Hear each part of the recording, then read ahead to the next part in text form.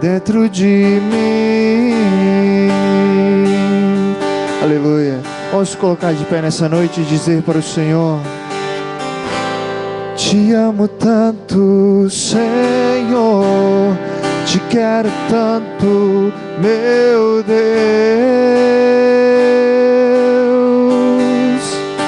Declare isso nessa noite. Te amo tanto, Senhor, te quero tanto, meu Deus.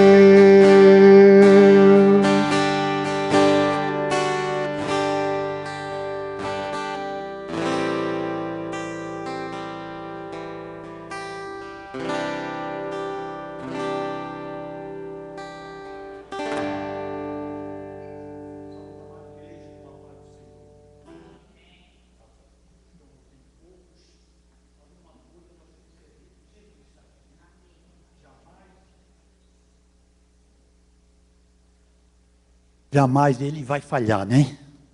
Nós falhamos, mas o Senhor jamais falhará. Abra sua Bíblia em 1 Pedro, capítulo 5, o versículo 6, a seguir.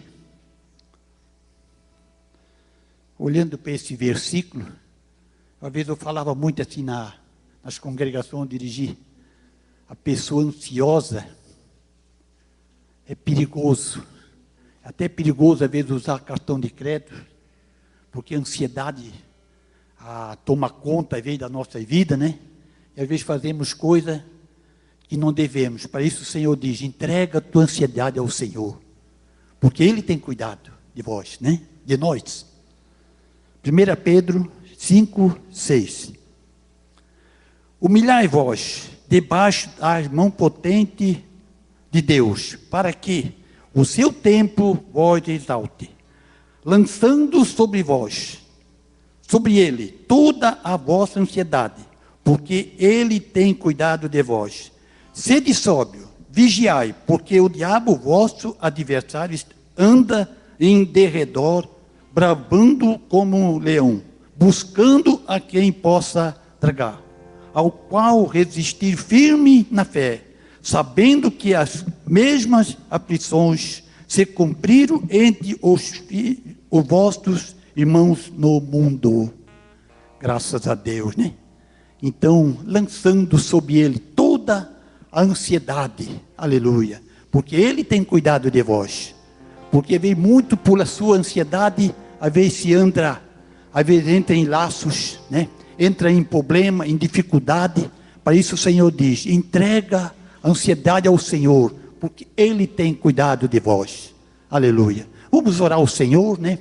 E com essa oração já vamos estar recolhendo a contribuição para a obra do Senhor. Aleluia. Glória a Deus, né? Contribui com alegria. Eu sempre digo, né? Eu nunca fechei minha mão. Aleluia. Porque a hora que a gente abre a mão para o Senhor, para a obra do Senhor, Deus, Ele recompensa. Aleluia. Eu ainda quero dizer uma coisa. Uma vez eu trabalhava na obra do Senhor, e eu cheguei com a pampa, o cara que eu tinha, com uma carrada de madeira para fazer o púlpito lá da igreja da Picada do Norte. Chegou o meu filho, ele disse: papai, o pai acaba com esses caras na obra do Senhor. Eu digo: não tem problema. Eu posso dizer que hoje ele está envolvido na obra do Senhor também. Não é obreiro, mas tem um coração aberto para a obra do Senhor, que é o Ricardo, né? E a Tati estão aí trabalhando. E eu digo, nem me importei, né? E eu, com tudo isso, aquele carro, fui melhorando, e hoje estou com um carrinho bom ali, né? Então, e teve um obreiro que disse uma vez para mim: eu acabei com 4 carros, lá na forquilha, que não tinha asfalto, não tinha nada, e eu digo assim, do contrário, Deus me deu, aleluia. Porque a gente tem que fazer a obra do Senhor, fazer as coisas para Deus, não esperando nada, aleluia. Fazendo para Deus, né? Com um coração puro, com um coração limpo, aí o Senhor, Ele olha para nós, né? Faça isso, né? Quando fazer uma coisa para Deus, faça não querendo receber alguma coisa de volta. O Senhor é que Ele dá. O Senhor dá na hora certa, e tudo isso o Senhor, Ele tem me abençoado. Aleluia. Levante a sua mão e vamos agradecer a Deus, né? Amado Jesus, te louvamos, Senhor, por esta noite, meu Deus, meu Pai, de estar aqui, Jesus, na tua presença, meu Deus, aqui para te adorar, aqui, Senhor, para receber de ti, aqui para te louvar o teu nome, Jesus, aqui para que nós possamos esta noite, Jesus, sair daqui mais renovado, Senhor, mais alegre, mais cheio da graça, Senhor, mais cheio de sabedoria, Senhor, meu Deus. Pai querido, Senhor, estenda a tua mão, meu Deus, sobre cada um dos teus filhos, meu Deus, é o que eu te peço, no nome de Jesus. Amém e amém. Aleluia. Os irmãos podem tomar assento. Vamos louvar o Senhor. Pode tomar os assentos. Com o hino 304.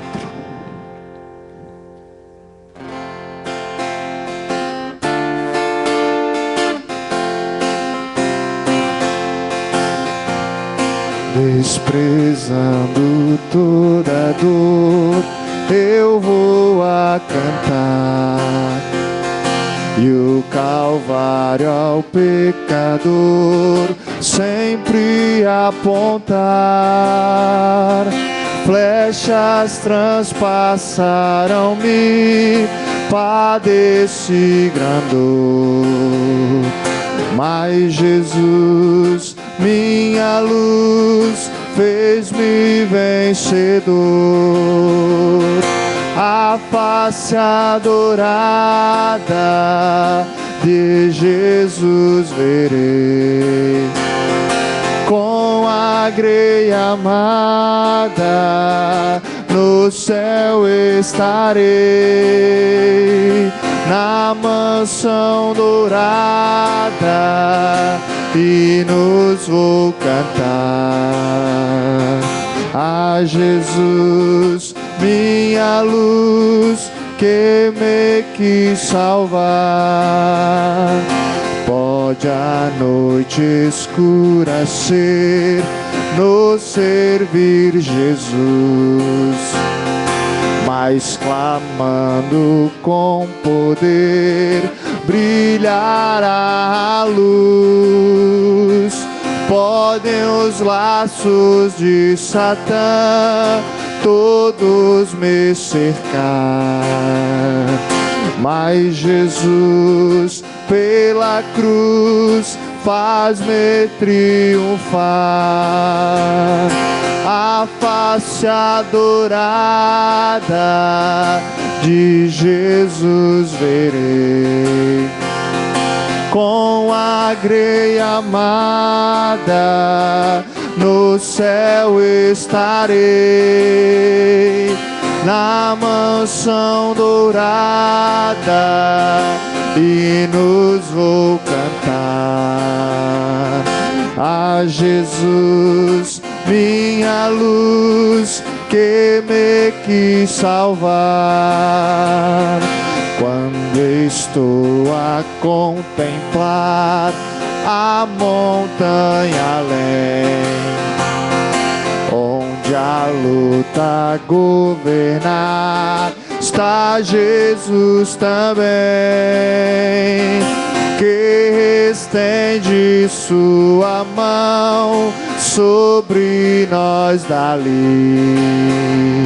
Sei assim que por mim Cristo vela aqui, a face adorada de Jesus verei, com a greia amada no céu estarei, na mansão dourada e nos vou cantar.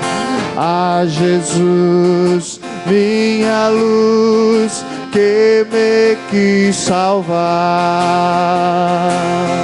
Tras onda estou sem luz, quase a perecer. Meu piloto é Jesus, pode me valer. O meu barco guia bem pelo bravo mar. Sim, Jesus me conduz, posso sossegar. a face adorada de Jesus verei. Com a grei amada no céu estarei, na mansão dourada, e nos vou cantar a Jesus, minha luz, que me quis salvar.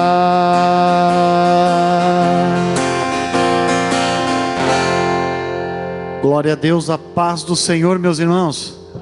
Que bom nós podermos cantar esses hinos que ainda nos lembram que um dia nós vamos estar com o Senhor.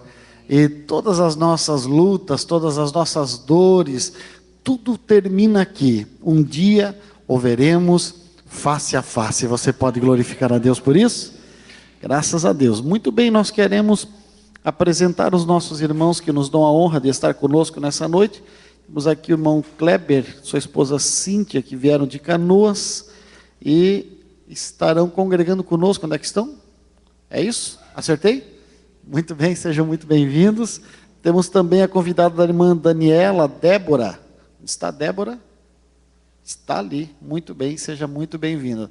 Eu acho que os demais são todos da casa, né? Todos da casa. Então tá. Eles são bem-vindos?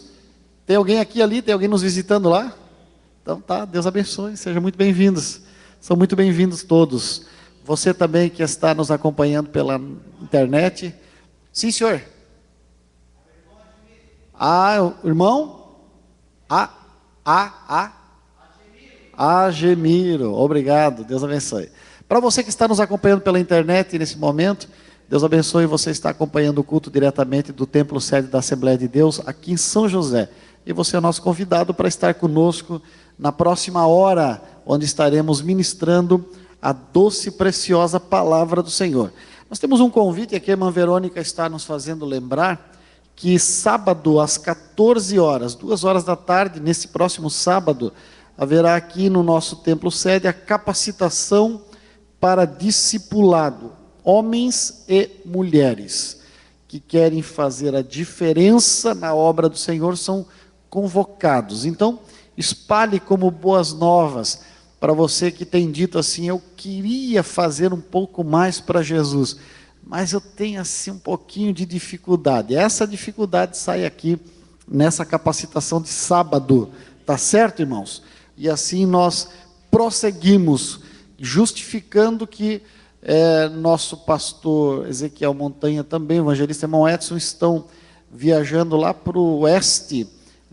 Foram essa madrugada levar os mantimentos que foram arrecadados no campo para nossos irmãos que estão em situação difícil por conta das enchentes que aconteceram há 15 dias atrás. Então eles estão viajando, devem voltar essa madrugada ou amanhã. Ok, eu convido você para abrir a sua Bíblia, Hebreus capítulo 4. Hebreus capítulo 4 e o versículo de número 14, 15, 16. Hebreus capítulo 4 e os versículos 14, 15 e 16, que diz o texto sagrado desta maneira: visto que temos um grande sumo sacerdote, Jesus, Filho de Deus, que penetrou nos céus, retenhamos firmemente a nossa confissão, porque não temos um sumo sacerdote que não possa compadecer-se das nossas fraquezas, porém um que, como nós, em tudo foi tentado, mas sem pecado. Cheguemos, pois, com confiança ao trono da graça, para que possamos alcançar misericórdia e achar graça, a fim de sermos ajudados em tempo oportuno. Amém? Toda essa carta que esse autor anônimo escreve para os hebreus, para os judeus da dispersão, ela tinha como objetivo primeiro consolar e lembrar aos crentes da sua época que Cristo continuava operando, ainda que sua presença não era mais visível, ainda que ele não podia mais ser visto andando ao lado de ninguém, mas ele estava ali, que os cristãos deveriam andar sempre com Cristo, e nunca ceder à tentação de andar sem a presença de Jesus. E é interessante que eu destaquei aqui o verso 15, quando ele diz, ele parece que está dizendo assim, ó, gente, eu estou dizendo isso para vocês porque nós não temos um sumo sacerdote qualquer. O nosso, ele se compadece das nossas fraquezas. Por quê? Porque assim como nós, ele foi tentado em todas as coisas. Então você e eu temos que resistir bravamente, lutar contra a tentação de andar sem Cristo. E aí você vai olhar para uma situação como essa, vai dizer, mas bom Sérgio, eu ando com Jesus, eu estou com Jesus 24 horas, todo o tempo, mas você quer ver como é fácil perder a presença de Jesus estando na presença dele? Eu vou convidar você a estar com sua Bíblia aberta aí para nós lermos 3 passagens, em 3 situações diferentes. A primeira está em Lucas no capítulo 9.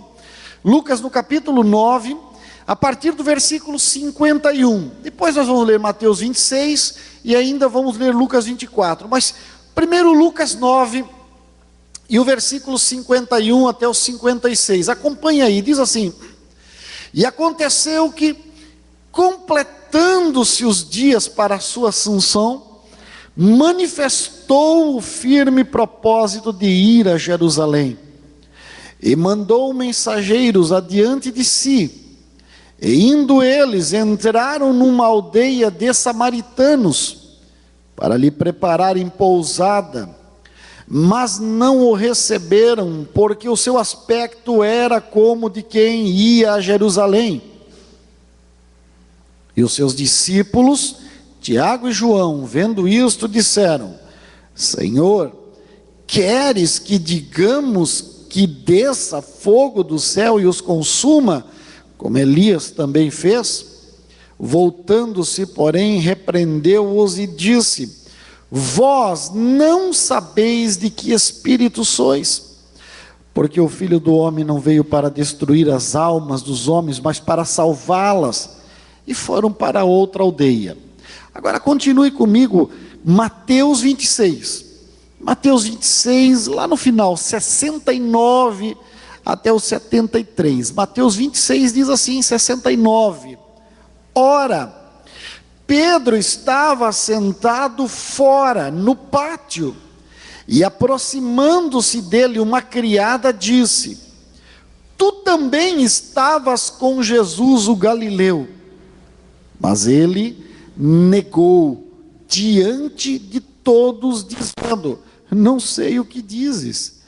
E saindo para o vestíbulo, outra criada ouviu e disse aos que ali estavam: Este também estava com Jesus o Nazareno. E ele negou outra vez com juramento: Não conheço tal homem. E daí a pouco, aproximando-se os que ali estavam, disseram a Pedro: Verdadeiramente tu és deles, pois a tua fala te denuncia. Então começou ele a praguejar e a jurar, dizendo: Não conheço esse homem. Imediatamente o galo cantou. E Lucas, nessa mesma passagem, ainda diz: E Jesus, com um olhar para Pedro, fez Pedro baixar a cabeça e sair bem quietinho. Agora leia comigo Lucas 24. Lucas 24 e 13. Que é um texto bem conhecido de todos nós. Lucas 24 e 13. E eis que no mesmo dia iam 2 deles para uma aldeia que distava de Jerusalém 60 estádios, cujo nome era Emaús, e iam falando entre si de tudo o que havia sucedido. E aconteceu que, indo eles falando entre si e fazendo perguntas um ao outro, o mesmo Jesus se aproximou e ia com eles, mas os olhos deles estavam como que fechados para que o não conhecessem. E ele lhes disse: que palavras são essas que, caminhando, trocais entre vós? E por que estáis tristes? Amém? Eu não sei se você percebeu de primeira mão, mas eu quero que você encontre junto comigo alguns elementos comuns entre essas três passagens que nós lemos. São elementos que servem para nós elucidarmos como é fácil perder Jesus, mesmo estando com Ele, e aquilo que precisamos entender para que isso não aconteça.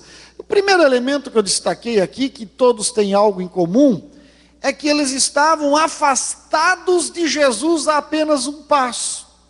Você veja como é fácil, diariamente, eu e você estarmos tão perto do Senhor, mas porém tão distantes dEle. Nós cantamos corinho, falamos de Jesus, mas o nosso coração, na verdade, não está nele. A verdade é que esse tão distante de Jesus, ele não passa de um dobrar de joelhos, ele não passa de um parar com tudo para dizer: Senhor, eu estou aqui verdadeiramente. É tão fácil. Veja, em todos os três casos, tanto os discípulos a caminho de Emaús, como Pedro diante do Sinédrio, como Tiago e João diante daquela cidade samaritana, eles estavam caminhando com Jesus. Eles vinham de uma intimidade longa com Jesus, mas eles estavam afastados de Jesus. Tiago e João, eles foram um pouquinho na frente, Jesus vinha logo atrás. Jesus disse: vá preparando a minha chegada na cidade. Mas a chegada de Jesus não era algo que dava prazer aos samaritanos, porque ele tinha aspecto de quem ia para Jerusalém, e os samaritanos com os judeus não se davam. Eles disseram: não, não queremos Jesus aqui, não queremos essa caravana aqui, essa comitiva vai ter que dar volta na cidade. Tiago e João até então não haviam entendido qual era a missão de Jesus na terra. Estavam andando com Jesus, caminhando com Ele, dormiam ao seu lado, comiam com Ele, aprendiam dEle. Mas eles não estavam entendendo o que Jesus queria para a vida deles. E eles vêm com uma pergunta: Senhor, será que o Senhor dá autorização aí para a gente, igual Elias, assim, a gente vai mandar descer fogo do céu, não vai ficar nem as pedras aqui, se tiver um poço, queima lá dentro do poço. Não, eu não vim aqui para destruir almas, eu vim aqui para salvar almas. Essa era a tônica de Jesus, e eles não tinham entendido, andando com Jesus, mas tão distante de Jesus, no seu proceder, na sua intimidade. O próprio Pedro, o texto diz que, em Lucas, que Jesus estava a um olhar de Pedro, e Pedro chega ao ponto, apenas Mateus faz isso, de relatar, que primeiro ele jura, e depois, quando não dá mais, que o seu juramento não é mais aceito, porque ele está sendo denunciado pelo modo de ser e de falar, quer dizer, ele andou tanto com Jesus, que ficou parecido com Jesus, mas daí ele, xingando, e com palavrões, ele diz: não, eu não conheço esse, mas a um olhar estava Jesus, olhando para ele, dizendo: eu te conheço. Eu sei do que você precisa, e não é isso que você está querendo para a tua vida. Então, é muito fácil a gente, no nosso dia a dia, estar andando com Jesus, mas afastado da presença dele. Mas tem um outro elemento em comum que eu destaquei aqui, é que todos eles haviam recebido ensino, provisão e esperança.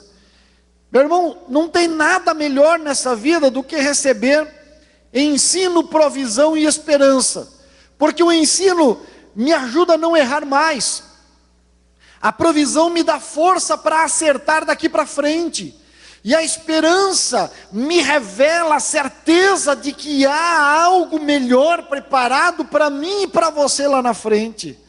Todos eles receberam, tanto Tiago, João, Pedro, os discípulos a caminho de Emaús revelam isso. Eles, quando começam a traçar aquele colóquio com Jesus, o que é que vocês conversam? Tu não estás sabendo, tu és o único estrangeiro que não sabe o que aconteceu nesses últimos dias aqui.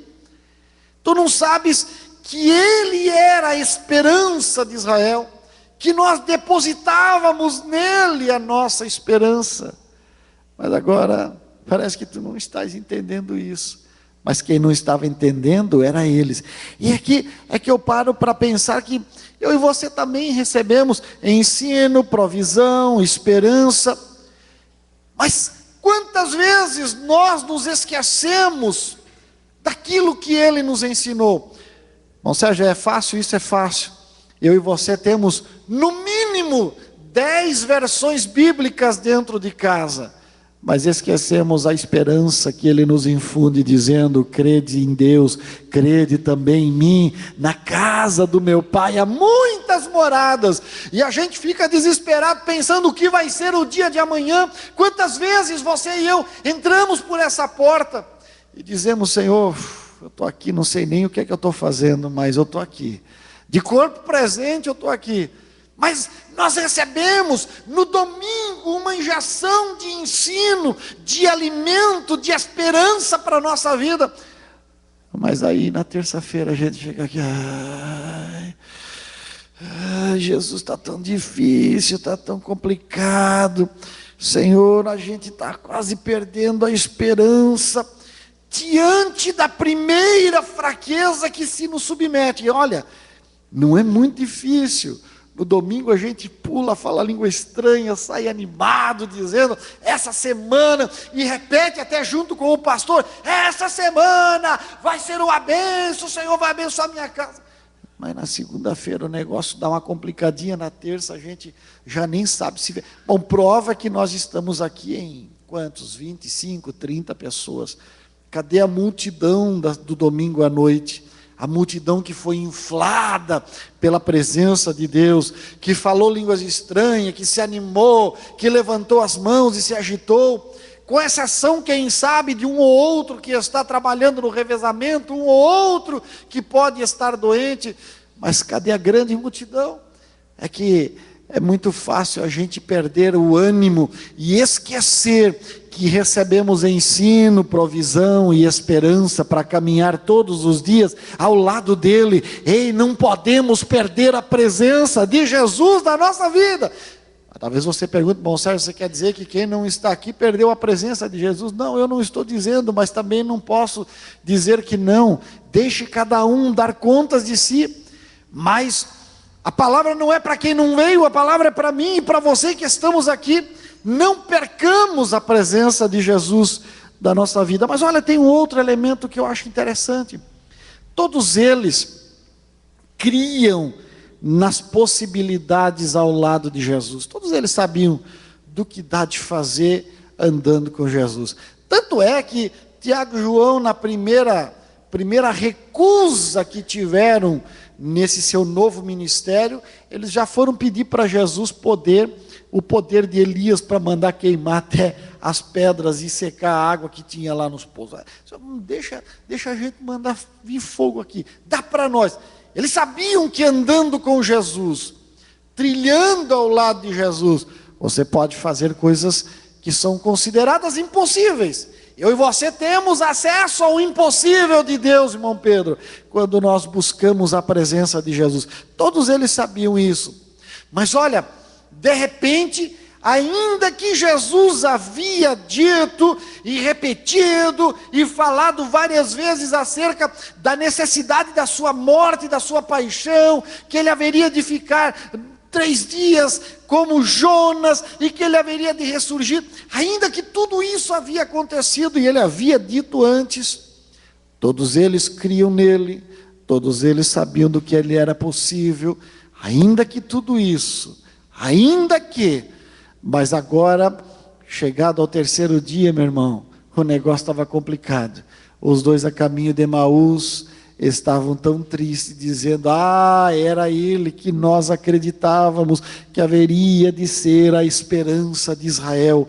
Será que nessa grande realidade, querido, nós não somos parecidos. Num dia nós estamos convocando, não um gigante, mas todos os gigantes. Pode vir que eu mato no peito, chute de placa e faço gol com todos esses gigantes.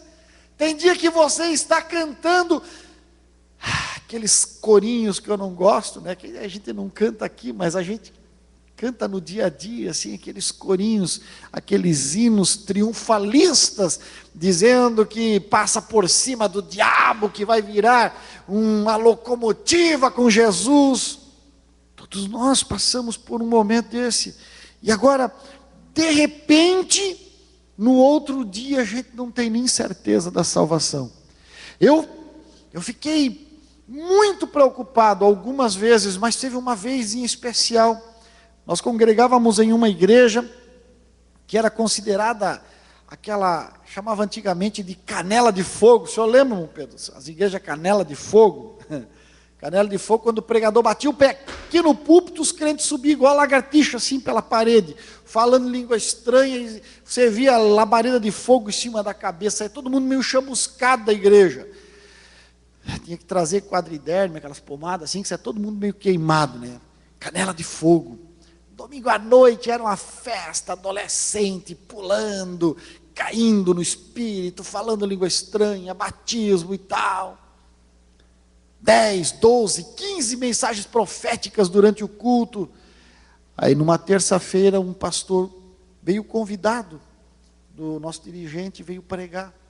E ele pregou a mensagem simples da salvação, aquela mensagem que a gente está acostumado a ouvir nos nossos cultos de quinta-feira, mensagem simples, o evangelho é simples. E no final ele disse: eu não vou convidar quem quer aceitar Jesus, eu quero convidar quem não tem certeza da salvação. Você pode vir para frente e dobrar o joelho. Meu irmão, mais de 70% da igreja veio para frente e dobrou o joelho. E eu fiquei desesperado, eu era segundo dirigente na época, eu fiquei apavorado, eu disse: meu Deus, o que é que está acontecendo? Cadê aqueles crentes que pulavam, falavam língua estranha e soltavam fogo pela boca? Cadê aqueles crentes do domingo à noite, na terça vieram para frente porque não tem certeza da salvação? Sabe por quê? Porque é muito fácil no nosso legalismo nós andarmos perto, mas estarmos longe de Jesus. Jesus convida eu e você para nos aproximarmos dele, irmão. Ele está convidando eu e você todos os dias, dizendo: ei, você não tem um sumo sacerdote que não possa compadecer-se das tuas fraquezas. Eu sei, em outras palavras, ele está dizendo: eu sei que tu és fraco, eu sei que tu és fraca, eu sei quem tu és, mas te aproxima de mim e tu saberás quem eu sou e o que eu posso fazer na tua vida, diz o Senhor. Aleluia, bendito o nome de Jesus, glória a Deus. Há um outro elemento em comum para essas histórias que lemos aqui, é que todos tentaram em algum momento lutar de modo próprio com a força alheia. E eu vou explicar para que você entenda o que é lutar de modo próprio com a força alheia. Lutar de modo próprio com a força alheia é como se você me emprestasse a sua moto. Ele dissesse: irmão Sérgio, pega a minha moto e vai ali na padaria buscar pães para nós. Só ali na padaria e voltar. E eu pegasse a sua moto e saísse a toda velocidade por essa rua aqui, pulasse nas pedras dentro da água com ela, e depois você iria me encontrar e dizer: o que deu, irmão Sérgio? Ficou louco? O que aconteceu? Não, é que eu queria andar de jet ski com a sua moto, queria na verdade ir numa padaria lá na ilha, então eu pensei que a sua moto ia. Que é isso? O que isso quer dizer? Isso quer dizer, queridos, que a nossa geração, a geração dos crentes que estão se formando nesses dias, talvez seja a pior geração que tem existido, porque ela tem tentado reproduzir o estilo de vida dos heróis da fé, da galeria dos heróis da fé de Hebreus 11, misturado com Juízes, do capítulo 17, do versículo 5 e 6. Quando você olha para esses dois versículos, de Juízes 17, 5 e 6, diz assim: e teve este homem, Mica, uma casa de deuses, e fez um éfode e um terafins, e consagrou um de seus filhos, para que lhe fosse por sacerdote. E naqueles dias não havia rei em Israel, cada um fazia o que parecia bem aos seus olhos. Se a gente olhar à nossa volta, você vai perceber nas redes sociais, na televisão, nas rádios, e por esse Brasil afora, através das revistas, você vai encontrar um cristianismo que está totalmente fora do contexto. Ele não está entendendo o que é de fato andar com Jesus. Estão pegando um poder que não lhes pertence, porque esse poder é de Jesus, o poder do nome de Jesus, o poder do sangue de Jesus, o poder da presença do Espírito Santo, o poder dos dons espirituais, o poder da palavra de Deus, e cada um faz o que bem lhe interessa. Eu estava olhando hoje ainda, um conhecido meu, foi meu amigo, ajudei a edificar os seus primeiros passos na fé. Não foi muito feliz quando era evangelista da nossa convenção, estava numa cidade próxima aqui. Ele não foi muito feliz porque ele tinha dificuldade em separar o que era o dinheiro dele, o que era o dinheiro da igreja, era uma dificuldade, e ele acabou saindo do nosso ministério por razões pessoais. E o que ele fez? Montou um ministério para ele. É uma coisa simples, né? Por quê? Porque ele apropriou-se de um poder alheio para fazer o que bem lhe interessa.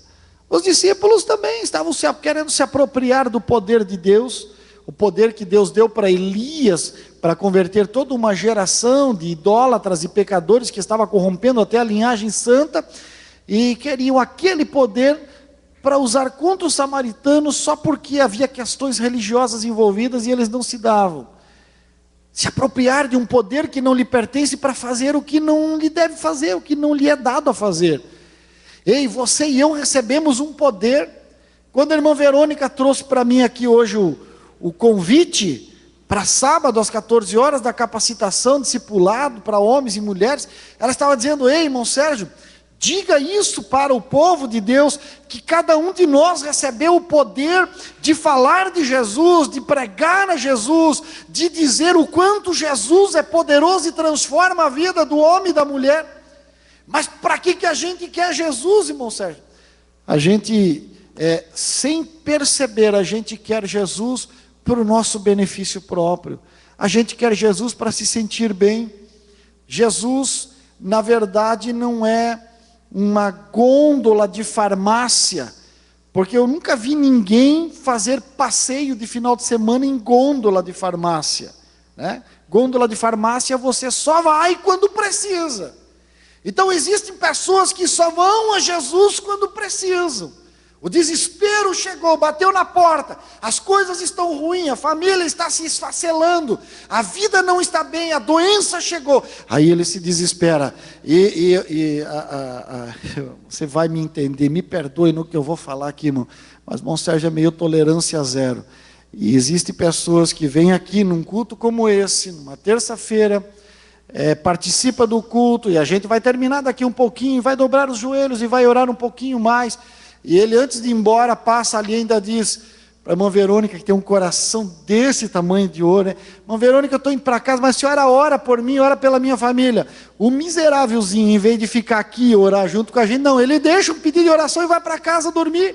Vai para casa comer polenta, espalhar o pé na frente da televisão. Meu irmão, você e eu precisamos todos os dias, corra aos pés do Senhor. Pelo amor de Deus, se você precisar de oração, não pede pelo irmão Sérgio, que você não vai ganhar oração. Porque o irmão Sérgio é meio tolerância zero com isso. Você precisa, vem, todo dia tem aqui, das 22 às 23. Onde é que você está que não vem? Eu não estou falando para quem está aqui, não estou falando para quem está lá, quem sabe tão longe, me assistindo agora. Mas Eu quero que você entenda isso, querido. Você recebeu o poder em nome de Jesus. Dê a autoridade dentro da sua casa. Há circunstância ruim, claro, todos nós passamos por ela. Eu passo, você passa, todos passam. Mas a circunstância não pode se transformar em estilo de vida. Jesus te deu poder para fazer a diferença na sua vida mesmo, na sua casa, na sua família, na sociedade onde você vive. Venha usar este poder em prol do reino de Deus, em nome de Jesus. Amém?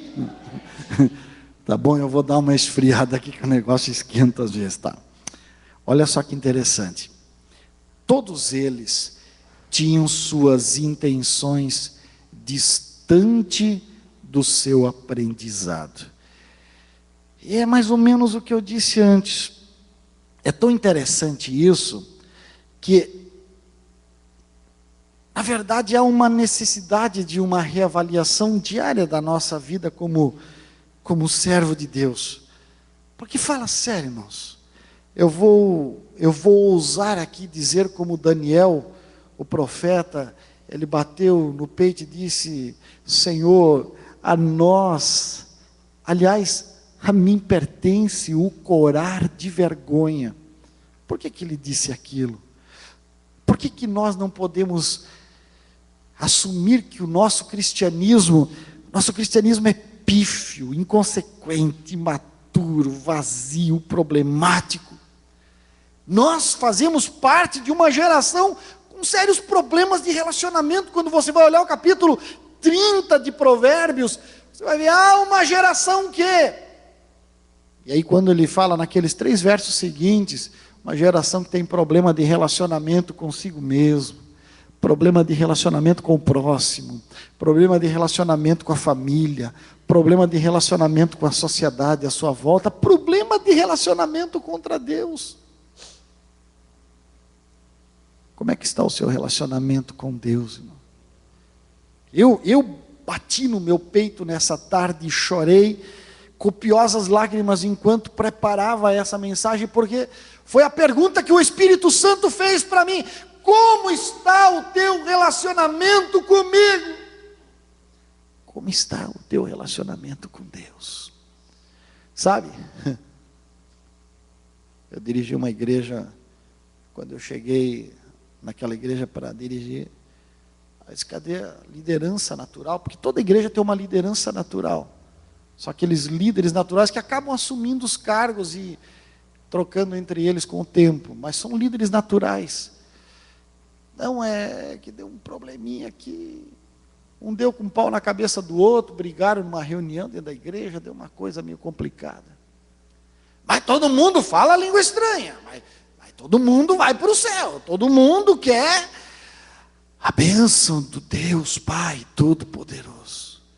Mas ninguém fala mais um com o outro aí, mas todo mundo quer ir para o céu. Sabe, irmão, que adianta? Que tipo de cristianismo é esse que vivemos? Que tipo de cristianismo é esse que tem as suas intenções pessoais distante daquilo que aprenderam? Eles haviam aprendido de Jesus: vinde a mim todos os que estáis cansados e sobrecarregados, e eu vos aliviarei. Tomai sobre vós o meu jugo e aprendei de mim, que sou manso e humilde de coração. E aí eles chegam para Jesus: Senhor, dá-nos poder para matar o samaritano. Mas os samaritanos são os sobrecarregados de quem eu falava agorinha mesmo, meus filhos. Entende? Estão com as suas intenções distantes do seu aprendizado. Jesus falou que iria ressurgir no 3º dia e que estaria de volta, e deu provas cabais de que ele era o Messias enviado. Um dia estão os discípulos à volta de Jesus, e aí aparece uma comitiva. Tudo bem? Pois não. Quem são vocês? Nós somos discípulos de João, o Batista. Meu primo, como é que ele está? Está lá, ele está com uma dificuldadezinha. Ele pediu para a gente vir aqui. Ele está meio que antevendo que ele não vai viver muito. Sabe como é que é essas prisões romanas aí, esse negócio aí? Ele foi dar de frente com o reizinho aí, ele vai morrer logo logo. Mas ele queria saber desesperadamente só uma coisinha: és tu aquele que havia de vir, ou haveremos de esperar outro? Vem cá que eu vou mostrar. E todos os discípulos com os olhos atentos em Jesus, fitados em Jesus. Aí Jesus cura alguns, expulsa demônios, tal, e faz os milagres. E quando ele termina de fazer, eles: agora vem cá, eu quero só completar a mensagem. Digam a João o que vocês viram e ouviram, e digam também que o evangelho está sendo pregado para os pobres. Sim, eu sou o Messias, ele estava dizendo. E eles saem e avisam para João. Os discípulos viram aquilo ali. Mas agora, passado 3 dias da morte de Jesus, os discípulos iam a caminho de Emaús. Fazendo o quê? Totalmente distanciado do que aprenderam. Mas a gente cria, achava que era ele, mas não. Sabe? E é muito parecido com o tipo, com o estilo de evangelho que a gente vive hoje. Fazemos um Deus tão pequeno diante das nossas dificuldades, irmão. Fazemos um Deus tão miserável e mesquinho diante das nossas próprias limitações. Mas eu quero dizer para você e lembrar o que você já está cansado de saber: eu e você servimos um Deus forte, vivo, verdadeiro, que é o nosso escudo e fortaleza. E se a gente tiver mais dificuldade do que pode entender, diga como Jó: ainda que ele me mate, nele eu esperarei, porque ele na verdade cuidará de nós. Esta é a verdade que eu e você não podemos nunca esquecer. Por último, os discípulos têm em comum que precisaram ser repreendidos para retornarem à realidade da missão de Cristo. Eu sei que a repreensão divina para nós é uma coisa que a gente não gosta muito, mas é uma verdade, é uma assertiva que Ele nos ama. E que ainda hoje, Ele quer que a gente retorne ao plano original. Você sabe o que Ele tem para a sua vida. Você sabe quais as promessas que Ele fez para você. Não precisa você consultar o irmão Mãe de Ná, que revela tudo. Sabe, eu fico preocupadíssimo. Eu disse ontem aqui no curso teológico, com gente que vive correndo atrás de supostos reveladores. Irmão Sérgio, mas não existe gente que tem o dom de profeta? Existe. Sabe para que ele existe? Vou dizer para você para que existe. Ele existe não para que a irmã Eliane se levante e vá correndo atrás dele, ou pegue o seu telefone num dia de crise e diga: irmão Zezinho das revelações, será que o irmão pode dizer o que é que está acontecendo, como é que eu resolvo esse problema? Não. Se Deus tiver interesse de dizer para a irmã Eliane o que ela precisa saber amanhã, Deus vai falar ao coração do irmão Zezinho das revelações. Irmão Zezinho, meu filho, pega o telefone e liga lá, 9686-1740. Quem é esse telefone, Senhor? É de uma serva minha que está precisando ouvir a minha voz. Fala para ela que eu tenho um plano na vida dela, que ela já sabia disso, mas ela precisa ouvir de novo. Sabe, é para isso que existem as pessoas que têm os dons de revelação e de profecia. Não é para você correr atrás deles, não. Você é para correr atrás de Jesus. Você não é para se distanciar de Jesus. Você e eu é para corrermos atrás de Jesus, andarmos com Jesus, caminharmos com Ele, estarmos com Ele o tempo inteiro. Por quê? Porque pode ser duro, mas o conselho é verdadeiro. Se você olhar Hebreus 3:12, olha lá o que diz: vede, irmãos, que nunca haja em qualquer de vós um coração mau e infiel para se apartar do Deus vivo. Antes, exortai-vos uns aos outros todos os dias, durante o tempo que se chama hoje, para que nenhum de vós se endureça pelo engano do pecado, porque nos tornamos participantes de Cristo, se retivermos firmemente o princípio da nossa confiança até o fim. Olha que coisa linda. Você e eu somos convidados por Deus a não ter um coração mau e infiel. Mas daí você pergunta para mim, irmão Sérgio, sabedor que eu sou fraco, sabedor das nossas fraquezas, Deus realmente quer que sejamos tentados? Né? Não é que Deus realmente quer? Olha, Ele quer. E diz mais ainda, qualquer um pode ser, e será tentado em algum momento da sua vida, por diversas vezes. Porque você pode ser novo e escravo como José, ou seja, sem experiência e sem expressividade, como José. Você pode ser maduro e rico como Davi. Você pode ser inocente como Adão e Eva. Ou você pode ser espiritual como o apóstolo Pedro. Mas você será. Sabe por quê? Porque nem sempre essa tentação para nos afastar de Deus ou nos aproximar de Deus, não sei qual é a expressão que eu uso aqui, nem sempre ela se apresenta de forma instantânea. Aliás, geralmente é uma evolução diária. Você vai sendo tentado aos pouquinhos. Você verifica, por exemplo, em Gênesis capítulo 39, versículo 10, começa dizendo assim: e todos os dias ela chegava para José e o tentava. Todos os dias, um pouquinho de cada vez, irmão Pedro, para ver qual era a firmeza. Aliás, essa tentação leva o autor da tentação a medidas extremas. Por isso, cuidado com o isolamento. Se você olhar Gênesis 39, 11 e 12, chegou o momento que ela disse, eu não aguento mais, não tem ninguém em casa, está só eu e o José. Ela toma-lhe a roupa, agarra na roupa, e se ele não sai correndo, era ali mesmo que ela consumava o ato. Ou seja, o que a gente precisa entender disso? Que o autor da tentação, no nosso caso, quem é o autor da tentação para eu e você todos os dias? O adversário, o diabo, aquele que anda em derredor tentando tragar a nossa vida. Todos os dias ele tenta um pouquinho, mas tem um dia que ele vai tentar mais forte. Por isso a necessidade de você não perder a presença de Jesus. Por isso a presença de Jesus tem que estar a um passo de você, mas tem que estar todos os dias dentro de você.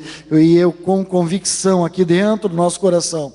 E é interessante que essa tentação, ela não isenta aquele que é tentado de vir a ser caluniado. Aliás, o próprio Jesus acaba declarando que os seus seguidores também são perseguidos por causa da justiça. Então, se você chegar a ser caluniado, aguenta o negócio aí, porque Deus está com você, esteja com Ele. E por fim, a tentação nem sempre vem quando nós temos falta das coisas, às vezes vem na época da fartura. Agora, por que é importante, para a gente encerrar, por que é importante resistir à tentação? Primeiro, porque se a tentação não for dominada, ela destrói a fibra moral. Se ela não for dominada, ela destrói a nossa fibra moral. Agora, se a gente consegue resistir, a gente melhora e se fortalece. Tiago 1,12 diz que há uma bem-aventurança como promessa divina aos que resistem à tentação. A transformação moral nos leva à transformação metafísica, ou seja, espiritual, dentro da qual nós chegamos a compartilhar da própria natureza de Jesus, estar cada dia mais parecido com Jesus. Então, quando a minha moral, porque, veja só, uma coisa interessante, a gente tem que separar o que é moral e o que é espiritual. Por exemplo, eu ser fiel à minha esposa até que a morte nos separe, não é uma questão espiritual. Irmão Sérgio, mas você prometeu diante do pastor e das testemunhas.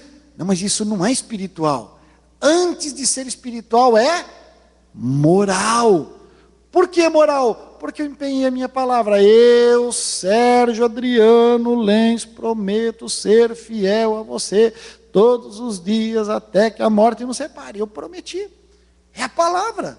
Então, enquanto eu sou fiel a ela, e ela é fiel a mim, nesse quesito da moralidade, Deus vai nos fortalecendo espiritualmente. Enquanto eu e você somos fiéis na palavra empenhada, somos fiéis no trato com o próximo, somos fiéis. Quanta gente que na virada do ano diz, Senhor, esse ano eu vou ler a Bíblia toda. Senhor, esse ano eu vou jejuar 3 vezes por semana. Senhor, esse ano eu vou ser dizimista os 12 meses do ano.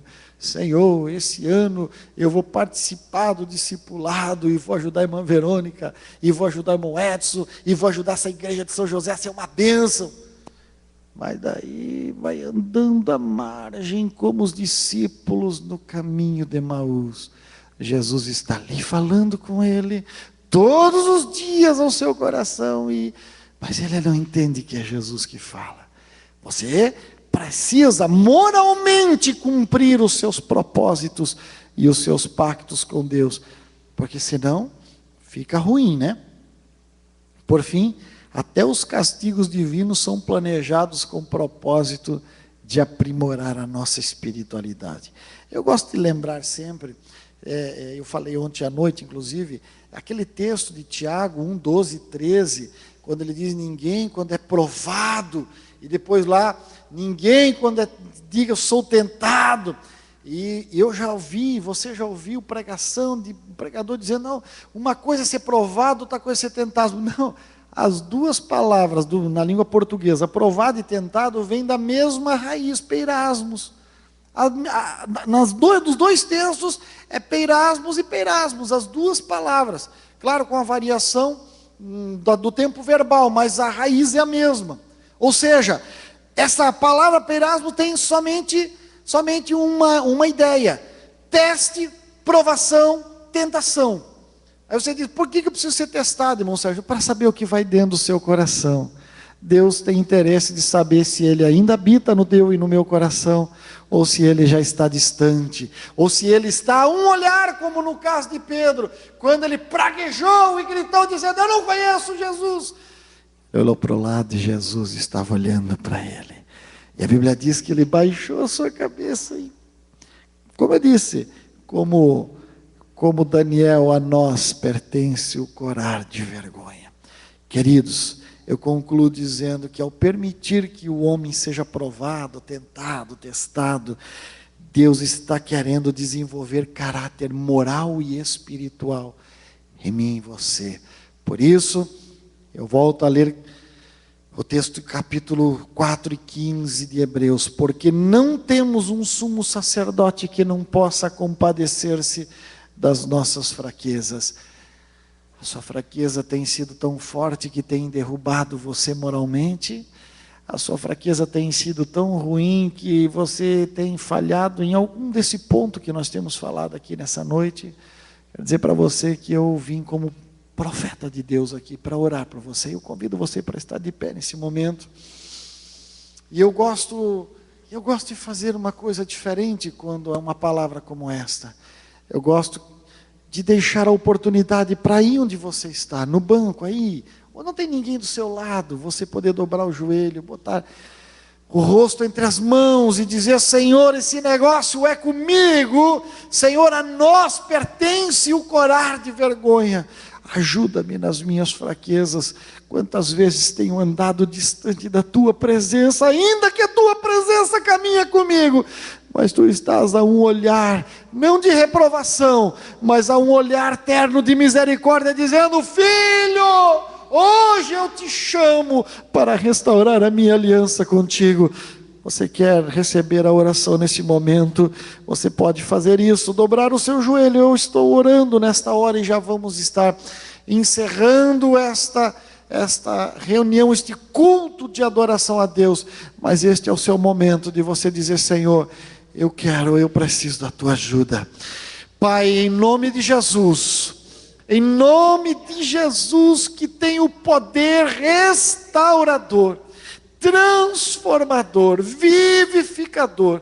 Aqui estão os teus filhinhos, Senhor, de joelhos dobrados, buscando a tua face, a tua presença, buscando a tua misericórdia, confessando as suas fraquezas. Ah, meu Deus, como somos fracos, como somos falíveis, Senhor. Senhor, tu conheces as nossas fraquezas, tu contas os nossos passos, tu sabes o que passa com cada um de nós lá no íntimo e no oculto. Qual é o tamanho do gigante que precisamos abater todos os dias? E como com muita facilidade nós nos afastamos da verdade da Tua palavra, Senhor. Ó Deus eterno, nesta noite nós queremos nos prostrar diante da Tua face e dizer: Senhor, restaura a nossa aliança contigo. Restaura, Senhor, o derramar das Tuas misericórdias sobre a nossa vida, Pai.